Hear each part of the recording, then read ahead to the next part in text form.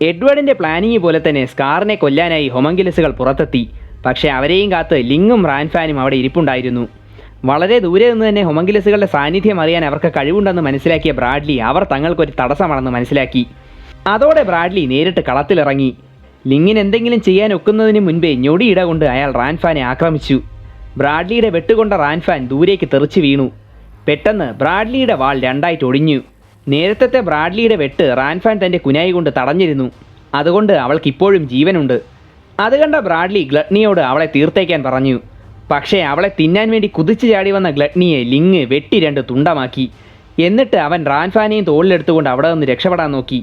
പക്ഷേ ബ്രാഡ്ലി അവൻ്റെ പിന്നാലെ തന്നെ ഉണ്ടായിരുന്നു. ലിങ് വളരെ വിദഗ്ധമായി ബ്രാഡ്ലിയെ നേരിട്ടു.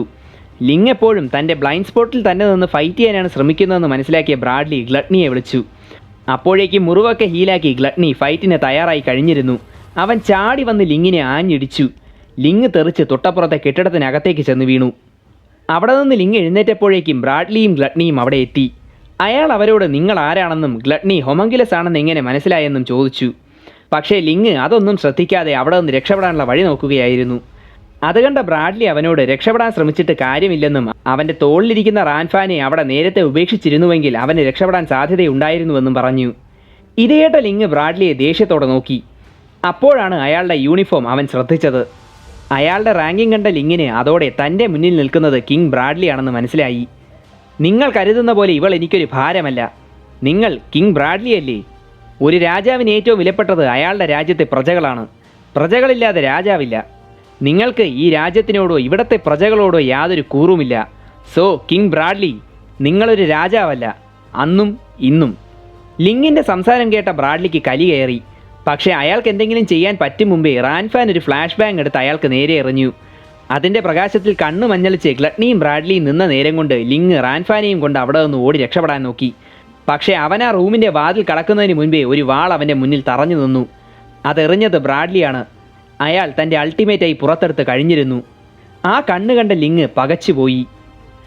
ഈ സമയം സിറ്റിയിലെ സെമിത്തേരിയിൽ നിൽക്കുകയായിരുന്നു വിൻട്രി. ഹ്യൂസിൻ്റെ ഭാര്യയും മകളും അവളുടെ കൂടെയുണ്ട്. ഇന്ന് ഹ്യൂസിൻ്റെ ഓർമ്മദിനമാണ്. അയാളുടെ കല്ലറയിൽ പൂക്കൾ വെച്ച് പ്രാർത്ഥിച്ചപ്പോൾ അവളുടെ മനസ്സിലേക്ക് ഹ്യൂസിൻ്റെ ഓർമ്മകൾ കടന്നു വന്നു. അന്ന് അയാളോട് യാത്ര പറഞ്ഞ് പിരിഞ്ഞപ്പോൾ പിന്നീട് ഒരിക്കലും അയാളെ കാണാൻ പറ്റില്ല എന്ന് അവൾ കരുതിയിരുന്നില്ല. വർഷങ്ങൾക്ക് മുൻപ് ഇതുപോലൊരു സന്ധ്യയിലാണ് കുഞ്ഞു വിൻട്രിയെ അവളുടെ അമ്മൂമ്മയുടെ കൈകളിൽ ഏൽപ്പിച്ചിട്ട് അവളുടെ അച്ഛനും അമ്മയും ഇഷ്ബാൾ യുദ്ധത്തിൽ പങ്കെടുക്കാൻ പോയത്. അവർ ആ കുന്നിറങ്ങി ദൂരേക്ക് മറയുന്നത് നിറ കണ്ണുകളോടെ കുഞ്ഞു വിൻട്രി നോക്കി നിന്നു. അന്നാണ് വിൻട്രി അവരെ അവസാനമായി കണ്ടത്.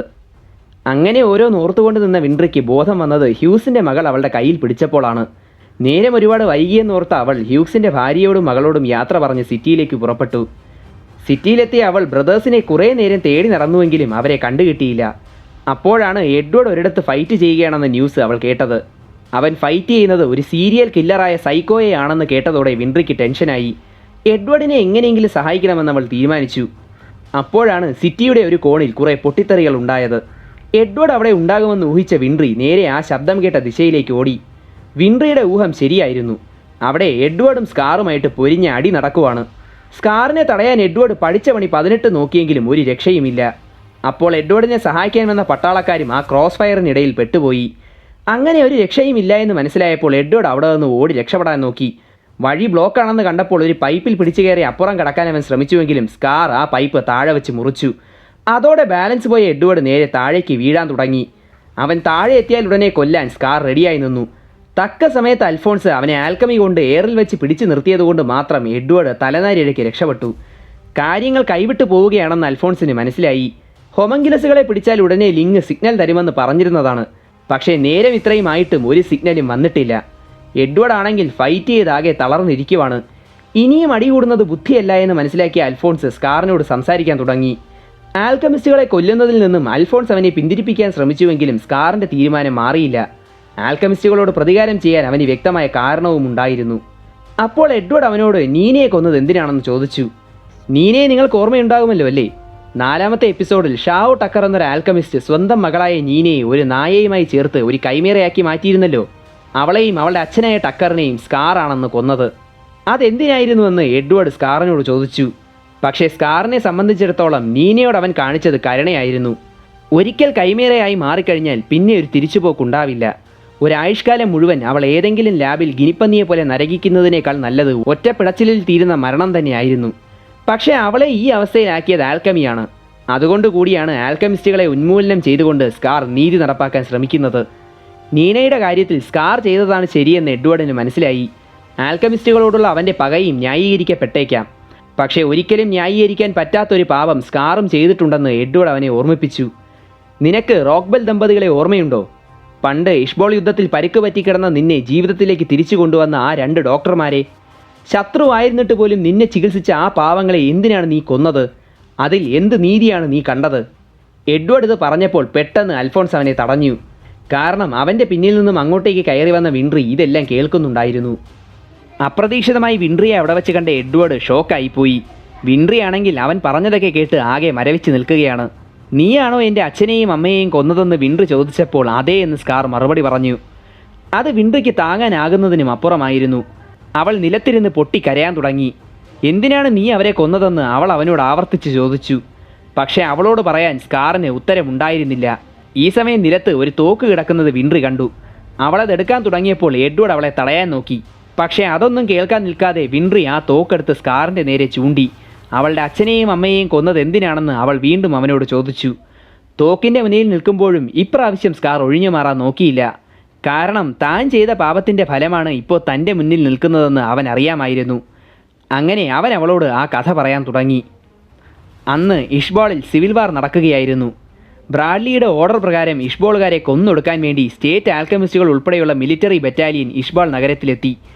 ഈ സമയം സ്കാറിൻ്റെ ചേട്ടൻ അവൻ്റെ വീട്ടിലിരുന്നു കൊണ്ട് തൻ്റെ റിസർച്ച് ഡയറിയിൽ എന്തൊക്കെയോ എഴുതുകയായിരുന്നു. പെട്ടെന്ന് സ്കാർ അങ്ങോട്ടേക്ക് കയറി വന്നു.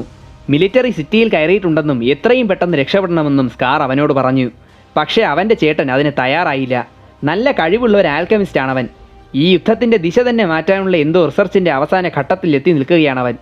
അതിൻ്റെ ഭാഗമായി തൻ്റെ 2 കൈയിലും ട്രാൻസ്മ്യൂട്ടേഷൻ സർക്കിളുകൾ പച്ചകുത്തി വച്ചിരിക്കുന്നത് അവൻ സ്കാറിനെ കാണിച്ചു.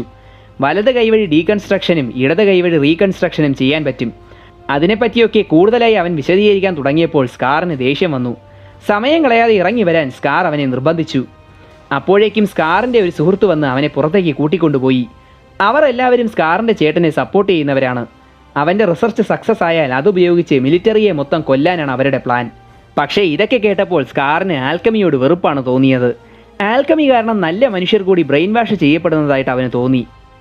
ഈ സമയം സിറ്റിയുടെ ഉള്ളിൽ കയറിയ മിലിറ്ററി കണ്ണിൽ കണ്ടവരെയെല്ലാം കൊന്നൊടുക്കുകയായിരുന്നു. ഓടി രക്ഷപ്പെടാൻ നോക്കിയവരുടെ വഴികളെല്ലാം ആൽക്കമിസ്റ്റുകൾ ബ്ലോക്ക് ചെയ്തു.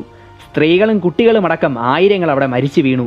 ഇത് കണ്ട് ദേഷ്യം വന്ന സ്കാർ കണ്ണിൽ കണ്ട പട്ടാളക്കാരെയെല്ലാം എടുത്തിട്ടിടിക്കാൻ തുടങ്ങി. പക്ഷേ ഈ ആൽക്കമിസ്റ്റുകളെ നേരിടാൻ തനിക്ക് പറ്റില്ല എന്ന് വൈകാതെ തന്നെ അവന് മനസ്സിലായി. സമയം കളയാതെ ഇവിടെ നിന്ന് കുടുംബവുമായി രക്ഷപ്പെടാൻ വേണ്ടി അവൻ വീട്ടിലേക്ക് ഓടി. അപ്പോഴേക്കും അവൻ്റെ കുടുംബം മുഴുവനും പുറപ്പെടാൻ ഒരുങ്ങി നിൽക്കുകയായിരുന്നു. പെട്ടെന്ന് അവൻ്റെ ചേട്ടൻ അവൻ്റെ അടുത്തേക്ക് ഓടി വന്നു. അവൻ തൻ്റെ കയ്യിലുണ്ടായിരുന്ന റിസർച്ച് ബുക്ക് സ്കാറിന് കൊടുത്തിട്ട് അത് സംരക്ഷിക്കാൻ ആവശ്യപ്പെട്ടു. കാരണം സ്കാറിൻ്റെ അത്ര ബലവും ആരോഗ്യവും ഇല്ലാത്തത് കൊണ്ട് തന്നെ തനിക്ക് ഇവിടെ നിന്ന് ജീവനോടെ രക്ഷപ്പെടാൻ പാടാണെന്ന് അവൻ അറിയാമായിരുന്നു. അങ്ങനെ എല്ലാവരും സംസാരിച്ചുകൊണ്ട് നിന്നപ്പോൾ പെട്ടെന്ന് ഒരാൾ അങ്ങോട്ടേക്ക് വന്നു. അയാളുടെ 2 കൈയിലും ട്രാൻസ്മ്യൂട്ടേഷൻ സർക്കിൾ വരച്ചിട്ടുണ്ട്. ഒറ്റ നോട്ടത്തിൽ തന്നെ അതൊരു സ്റ്റേറ്റ് ആൽക്കമിസ്റ്റ് ആണെന്ന് സ്കാറിൻ്റെ ചേട്ടന് മനസ്സിലായി. അവൻ എല്ലാവരോടും ഓടാൻ പറഞ്ഞുവെങ്കിലും അപ്പോഴേക്കും ആ ആൽക്കമിസ്റ്റ് തൻ്റെ ആൽക്കമി യൂസ് ചെയ്ത് കഴിഞ്ഞിരുന്നു. ആ പ്രദേശം മുഴുവൻ കുലുങ്ങാൻ തുടങ്ങി. വരാൻ പോകുന്ന അപകടം മനസ്സിലാക്കിയ സ്കാറിൻ്റെ ചേട്ടൻ മുന്നോട്ട് ഓടി വന്ന് ആ അറ്റാക്ക് തടയാൻ നോക്കിയെങ്കിലും വൈകിപ്പോയിരുന്നു. അവിടെ ഒരു വലിയ പൊട്ടിത്തെറിയുണ്ടായി. ആ പൊട്ടിത്തെറിയിൽ സ്കാറിൻ്റെ കുടുംബത്തിലെ എല്ലാവരും മരിച്ചു. അധികം പരിക്കുകളൊന്നും ഇല്ലാതെ രക്ഷപ്പെട്ടത് അവൻ്റെ ചേട്ടൻ മാത്രമാണ്. അറ്റുപോയ വലത് കൈയുമായി ബോധമില്ലാതെ കിടക്കുകയാണ് സ്കാർ. സ്കാറിൻ്റെ രക്തമൊഴുകി പോകുന്നത് തടയാൻ അവൻ്റെ ചേട്ടൻ ആവുന്നത്ര ശ്രമിച്ചുവെങ്കിലും നടന്നില്ല. ഒടുവിൽ തൻ്റെ അനിയൻ്റെ ജീവൻ രക്ഷിക്കാൻ വേണ്ടി ഒരു അറ്റകൈ പ്രയോഗം അവൻ നടത്തി. പിന്നീട് സ്കാറിന് ബോധം വന്നപ്പോൾ അവനൊരു മെഡിക്കൽ ക്യാമ്പിനുള്ളിലായിരുന്നു. തൊട്ടടുത്തായി ചേട്ടൻ എഴുതിയ റിസർച്ച് ബുക്കും ഇരിപ്പുണ്ട്. പക്ഷേ പെട്ടെന്ന് തൻ്റെ വലത് കൈയുടെ സ്ഥാനത്ത് തൻ്റെ ചേട്ടൻ്റെ കൈ ഇരിക്കുന്നത് കണ്ട് അവൻ ഞെട്ടി. ആകെ മരവിച്ചുപോയ അവൻ്റെ മനസ്സിലേക്ക് ഇന്നലെ സംഭവിച്ച കാര്യങ്ങളെല്ലാം ഓരോന്നായി തെളിഞ്ഞു വന്നു. അതോടെ സമനില തെറ്റിയ അവൻ അവിടെ കിടന്ന് പ്രശ്നമുണ്ടാക്കാൻ തുടങ്ങി. പ്രതികാരം കൊണ്ട് ഭ്രാന്ത് പിടിച്ച അവൻ അപ്പോഴാണ് അമസ്ട്രിയൻ മിലിറ്ററി ഡോക്ടേഴ്സായ വിൻട്രിയുടെ അച്ഛനെയും അമ്മയെയും കണ്ടത്. ആ ഒരു നിമിഷത്തെ ഭ്രാന്ത് കാരണം സ്കാർ അവരെ മൃഗീയമായി കൊന്നുകളഞ്ഞു. അവിടെ നിന്നിറങ്ങിയ സ്കാർ നേരെ പോയത് തൻ്റെ വീട്ടിലേക്കായിരുന്നു. പക്ഷേ അപ്പോഴേക്കും ഇഷ്ബോൾ നഗരം പൂർണ്ണമായും നശിച്ചു കഴിഞ്ഞിരുന്നു. സ്കാർ പറഞ്ഞതൊക്കെ കേട്ട വിൻട്രി കരഞ്ഞുപോയി. തോക്കും പിടിച്ചുകൊണ്ടിരുന്ന് കരയുന്ന വിൻട്രിയോട് സ്കാർ പറഞ്ഞു, നിനക്ക് എന്നെ കൊല്ലാനുള്ള അവകാശമുണ്ട്. പക്ഷെ ഒന്നോർത്തോ, നിന്റെ അച്ഛൻ്റെയും അമ്മയുടെയും മരണത്തിൻ്റെ ഉത്തരവാദി ഞാൻ മാത്രമല്ല. ഈ യുദ്ധം തുടങ്ങി വെച്ച ആൽക്കമിസ്റ്റുകളാണ് എല്ലാത്തിനും കാരണം. അവരോട് മുഴുവൻ പകരം ചോദിക്കുന്നത് വരെ എനിക്ക് ജീവിച്ചേ പറ്റൂ. അതിന് നീയൊരു തടസ്സമായി നിന്നാൽ നിന്നെ കൊല്ലാനും ഞാൻ മടിക്കില്ല. അതുകൊണ്ട് ആ തോക്ക് കളഞ്ഞിട്ട് പോകുന്നതാണ് നിനക്ക് നല്ലത്. സ്കാർ പറഞ്ഞതൊക്കെ കേട്ടിട്ടും വിൻട്രി ആ തോക്ക് കളഞ്ഞില്ല. അവൾ ഷൂട്ട് ചെയ്യുമെന്ന് ഉറപ്പായപ്പോൾ സ്കാർ അവളെ അറ്റാക്ക് ചെയ്യാൻ വന്നു. പെട്ടെന്ന് എഡ്വേർഡ് അവരുടെ ഇടയിലേക്ക് കയറി. ഞാൻ ജീവനോടെ ഉള്ളപ്പോൾ നിന്റെ നിഴൽ പോലും വിൻട്രിയെ തൊടില്ല എന്ന് അവൻ സ്കാറിനോട് പറഞ്ഞു. ഇത് കണ്ട സ്കാറിന് പെട്ടെന്ന് അവൻ്റെ ചേട്ടനെ ഓർമ്മ വന്നു. അതോടെ അവൻ ഒരു നിമിഷത്തേക്ക് പകച്ചു നിന്നു. ഈ അവസരം മുതലാക്കി അൽഫോൺസ് സ്കാറിനെ അറ്റാക്ക് ചെയ്തു. അതിൽ നിന്നും ഒഴിഞ്ഞു മാറിയിട്ട് സ്കാർ അവിടത്തെ ഒരു മതിലും പൊളിച്ചുകൊണ്ട് അവിടെ നിന്ന് ഓടി രക്ഷപ്പെട്ടു. വിൻട്രിയെ നോക്കാനുള്ള ജോലി എഡ്വേർഡിനെ ഏൽപ്പിച്ചിട്ട് അൽഫോൺസ് സ്കാറിൻ്റെ പുറകെ ഓടി. ഈ സമയം എത്രയും വിൻട്രി ഇരുന്ന് കരയുകയായിരുന്നു. അച്ഛനെയും അമ്മയെയും കൊന്നവനെ ഗൺ പോയിന്റിൽ കിട്ടിയിട്ടും കൊല്ലാൻ പറ്റാത്ത ഓർത്തപ്പോൾ അവൾക്ക് സ്വയം വെറുപ്പ് തോന്നി. അപ്പോൾ എഡ്വേർഡ് അവളുടെ അടുത്ത് വന്നിരുന്നു. അവൻ അവളുടെ കയ്യിൽ നിന്നും ആ തോക്ക് പിടിച്ചു വാങ്ങി. ഈ കൈകൾ ജീവൻ എടുക്കാനുള്ളതല്ല, മറിച്ച് ജീവൻ നൽകാനുള്ളതാണെന്ന് പറഞ്ഞുകൊണ്ട് എഡ്വേർഡ് അവളെ ആശ്വസിപ്പിച്ചു. പെട്ടെന്ന് അവൾ എഡ്വേർഡിൻ്റെ നെഞ്ചിലേക്ക് വീണുകൊണ്ട് പൊട്ടിക്കരയാൻ തുടങ്ങി. അവളുടെ എല്ലാ ദുഃഖവും കണ്ണീരായി അവിടെ പെയ്തിറങ്ങി. ഈ അവസ്ഥ കണ്ട എഡ്വേർഡ് ഇനി ഒരിക്കലും അവളുടെ കണ്ണ് നനയിക്കാൻ ആരെയും അനുവദിക്കില്ല എന്ന് തീരുമാനിച്ചു.